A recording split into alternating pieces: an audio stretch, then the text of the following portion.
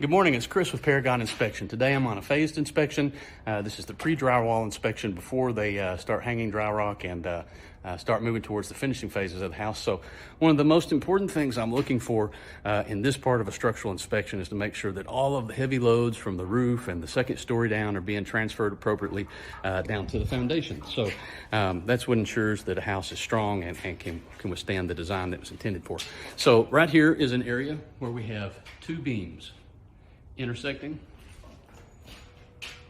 and if you look at that, that is what good support looks like. That's what good transfer of loading down to the foundation looks like. There were a number of studs supporting the intersection of both those beams. However, if you look back here behind me, over my head, one of those beams comes over and rests upon a door header. That's a little bit atypical. Typically, this is the way you want to see it, and this is the way you don't see it very often.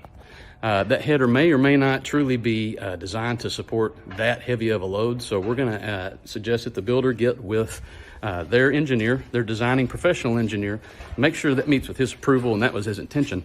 And we're also going to make sure we have some beams out here in the garage that aren't fully resting on anything. You'll see that about a fourth of that beam right there is just kind of hanging out over the abyss. So we're here to protect you guys. We're here to educate you on your investment, and give us a shout when you're ready for us to do so. Have a great day. Bye.